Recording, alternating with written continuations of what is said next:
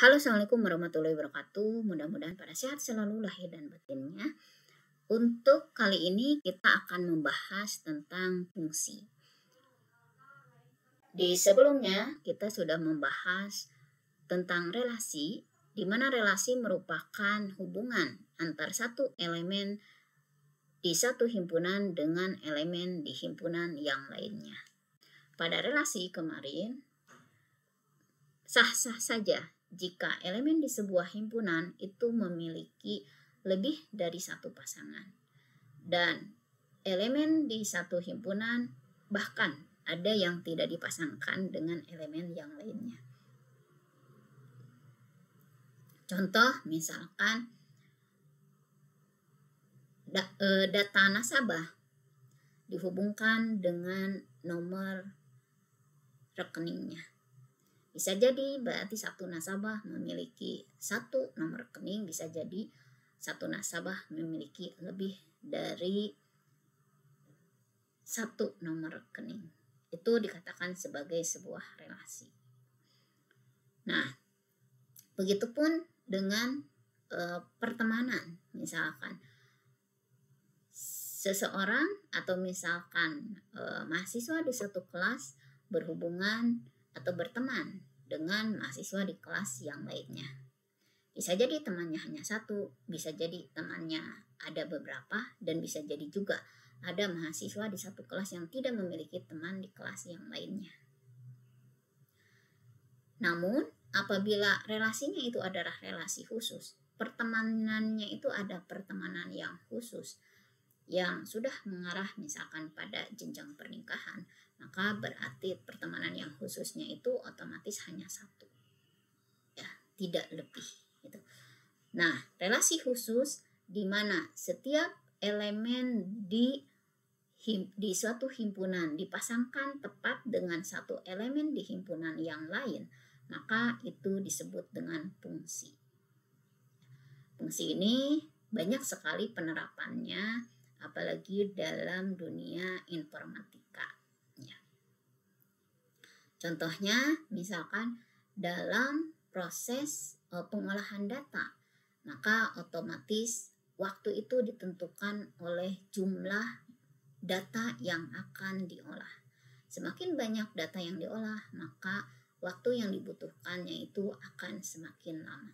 Nah, berarti itu adalah merupakan contoh dari sebuah fungsi. Nah, sehingga kalau misalkan diketahui ada dua buah himpunan, di mana ada dua buah himpunan, yaitu himpunan A dan B, maka relasi biner, relasi antar kedua himpunan ini disimbolkan dengan F, ya, yaitu relasi biner dari himpunan A ke B. Ini dikatakan sebagai fungsi jika setiap elemen di himpunan A dihubungkan tepat dengan satu elemen di himpunan B. Kita lihat di sini ada kata dihubungkan tepat dengan satu elemen di himpunan B. Berarti artinya tidak boleh ada elemen di himpunan A yang tidak dihubungkan dengan elemen di himpunan B, dan tidak boleh ada elemen di himpunan A yang dihubungkan lebih dari satu elemen di himpunan B. Berarti artinya elemen di himpunan A harus memiliki satu pasangan di B. Tidak boleh ada yang menjomblo, artinya tidak boleh ada elemen di himpunan A yang tidak memiliki pasangan, dan tidak boleh ada elemen di himpunan A yang selingkuh, artinya yang memiliki lebih dari satu pasangan di himpunan B. Jika F adalah sebuah fungsi dari himpunan A ke B, maka ditulisnya seperti ini. Berarti F memetakan A ke B, di mana A ini disebut sebagai domain atau daerah asal, dan B itu disebut dengan kodomain atau daerah hasil. Nama lain dari fungsi itu disebut juga sebagai transformasi atau pemetaan ya, atau pemetaan.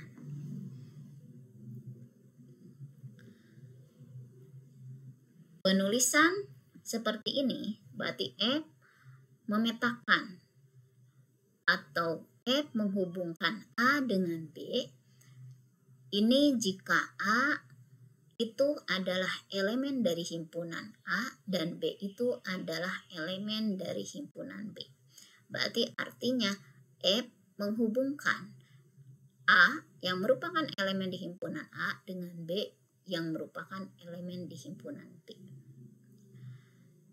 Berarti artinya B ini adalah bayangan atau image dari A dan A itu adalah bayangan atau pre-image dari B.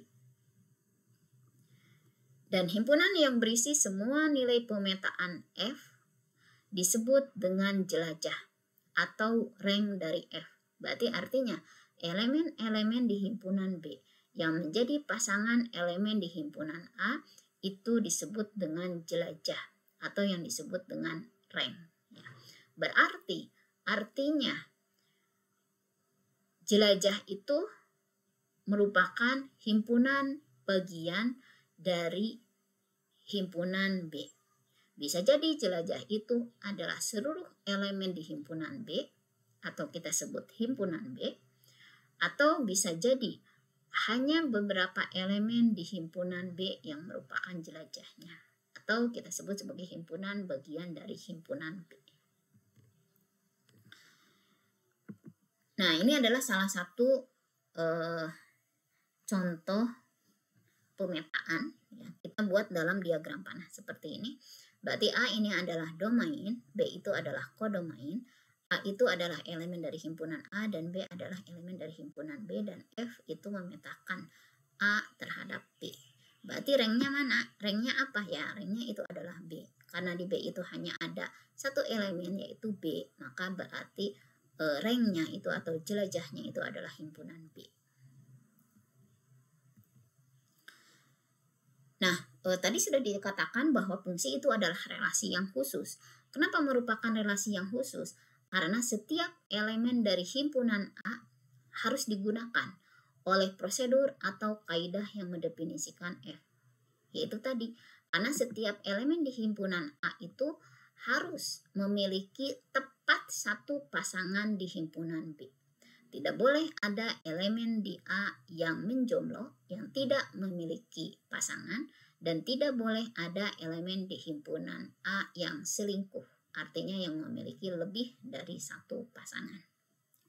Sehingga frasa yang menyatakan dihubungkan tepat dengan satu elemen di B, berarti artinya apabila A, B atau pasangan perurut AB elemen dari F dan AC juga itu adalah elemen dari F, maka artinya B dan C itu sama.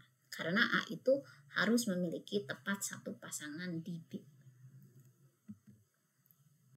Sekarang bagaimana cara penyajian fungsi? Ya, karena fungsi itu adalah relasi khusus, maka cara penyajiannya tidak berbeda dengan relasi. Ya, yang pertama yaitu dalam bentuk pasangan terurut, seperti penyajian pada Cartesian product. Kemudian yang kedua, formula pengisian nilai atau assignment. Contoh penulisan seperti ini, berarti F menghubungkan X dengan 2X plus 10, F menghubungkan X dengan X kuadrat, dan F menghubungkan X dengan 1 per X. Biasanya assignment itu ditandai dengan ada tanda sama dengan seperti ini. Ya. Berarti artinya kalau X-nya itu 0, berarti 0 dihubungkan dengan 10. Ya. Kemudian 1 dihubungkan dengan 12, karena 2 dikalikan 1 ditambah 10. Berarti artinya jelajahnya itu adalah hasil dari ini saja. Hasil dengan mensubstitut nilai X itu. Berarti tadi kalau X-nya 0, berarti 10. Berarti 0,10. Ya. Kalau X-nya 1, berarti 2 ditambah 10 berarti jadi 12. 2,12 gitu.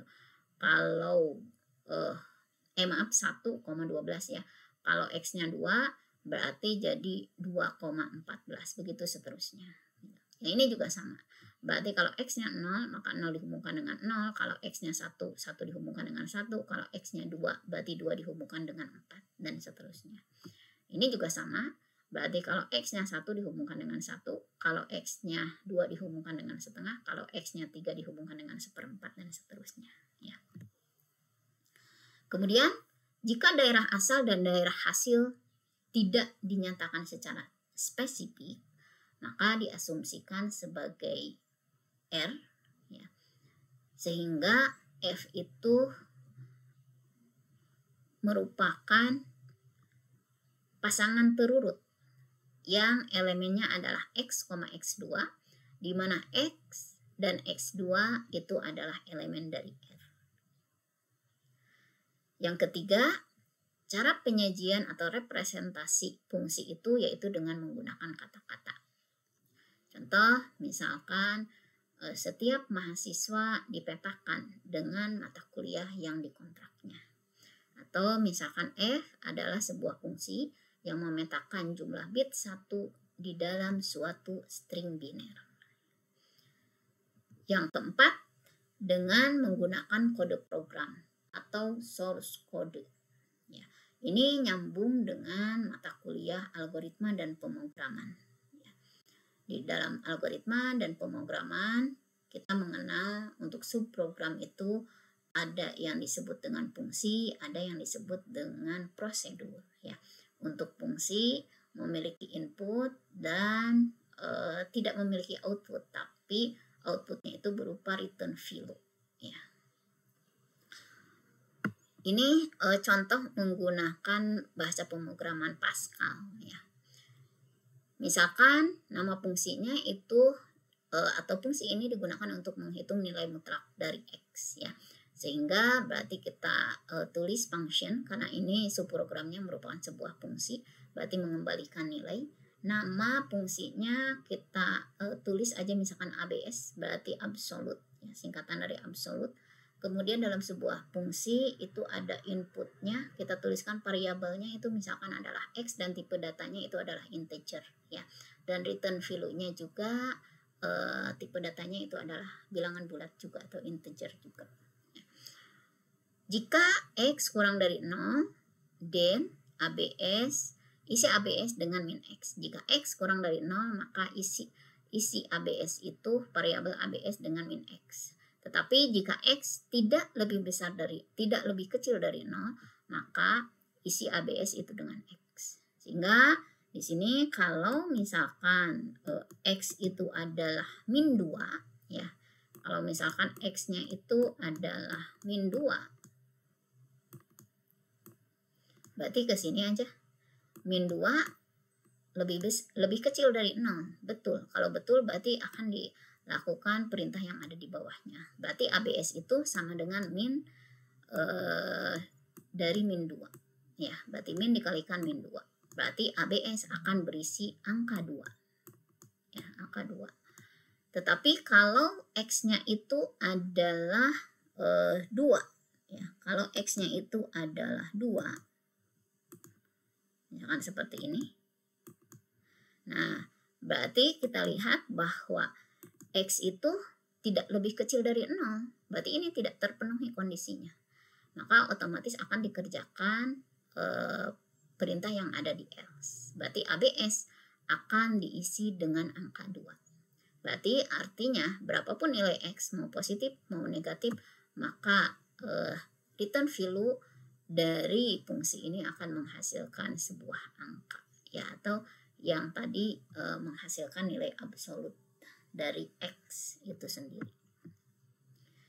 Nah, cara lain juga dalam penyajian fungsi bisa juga disajikan dalam bentuk diagram panah, ya. Namun seperti kita tahu kalau diagram panah itu untuk fungsi yang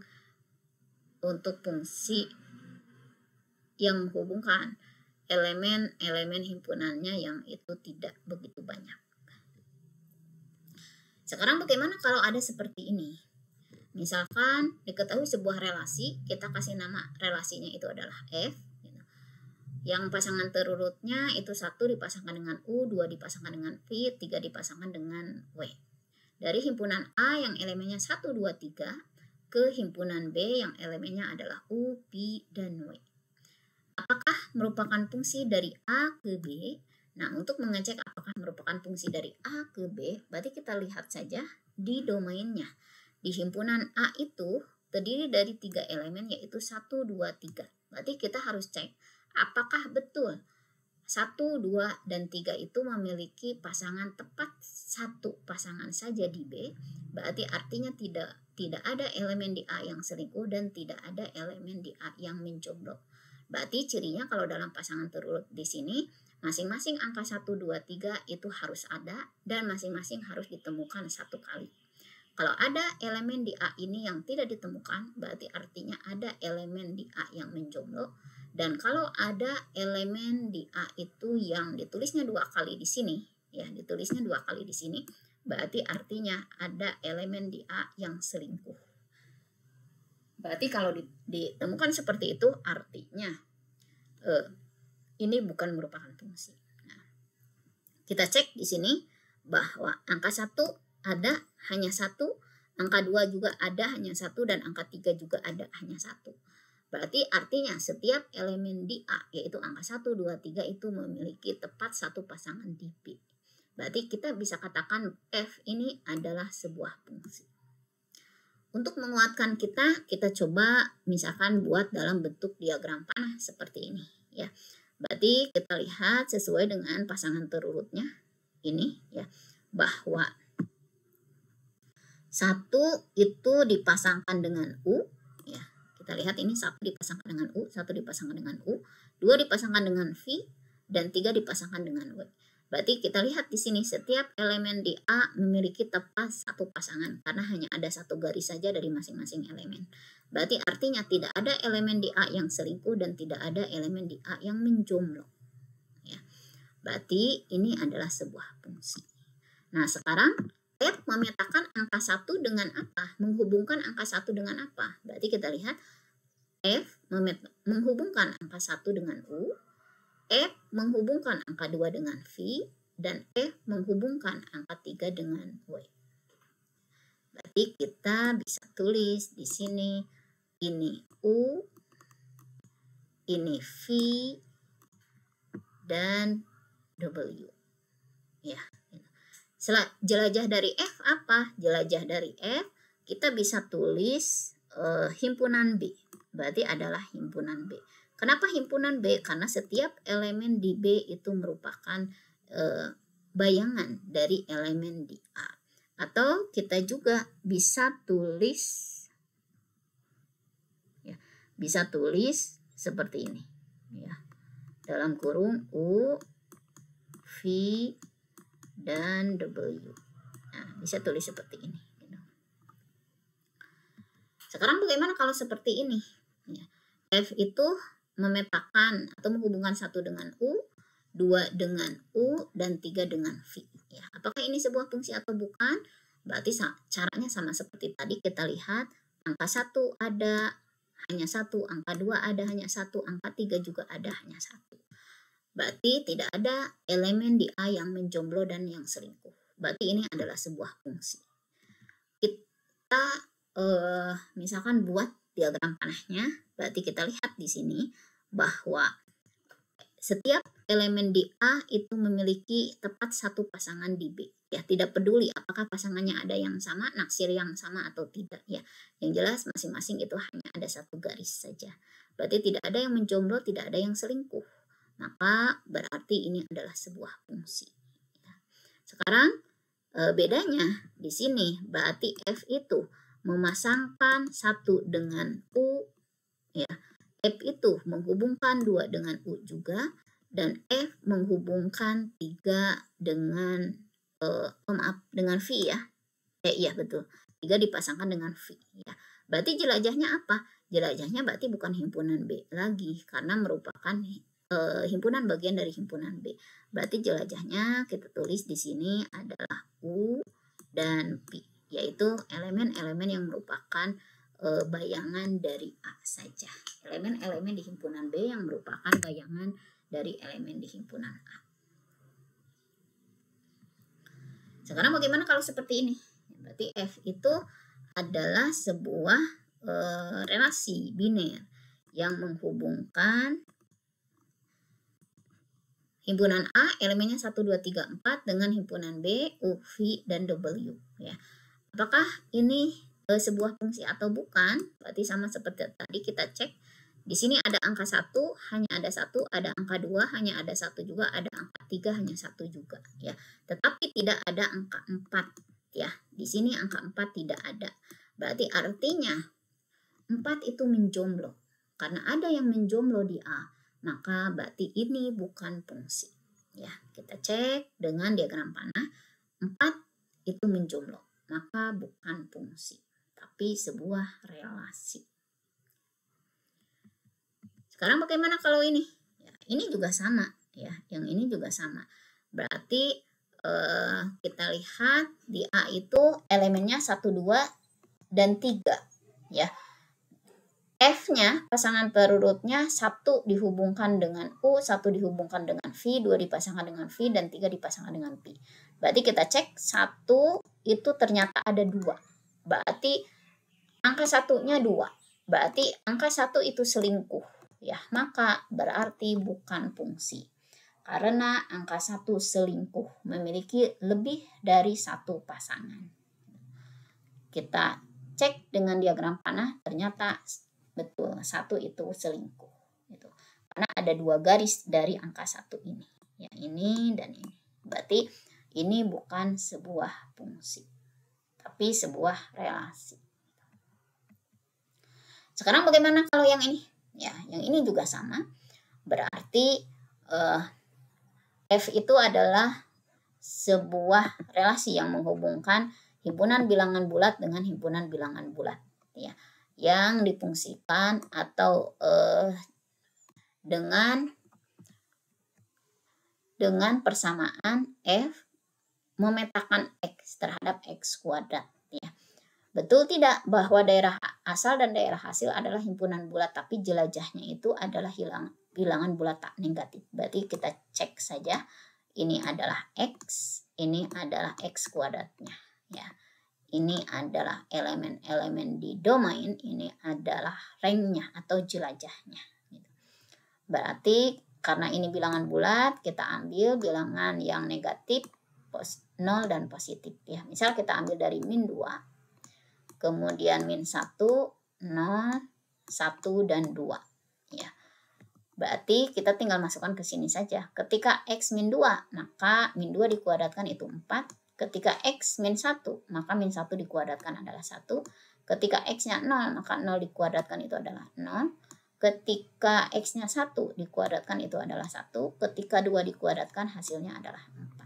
Berarti kita lihat jelajahnya itu semuanya bilangannya positif. Berarti betul bahwa jelajahnya itu adalah bilangan bulat tak negatif.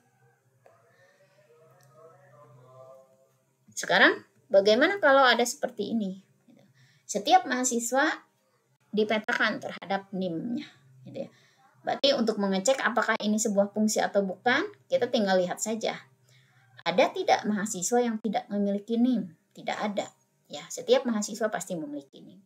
Ada nggak mahasiswa yang memiliki NIM lebih dari 1? Tidak ada juga, ya.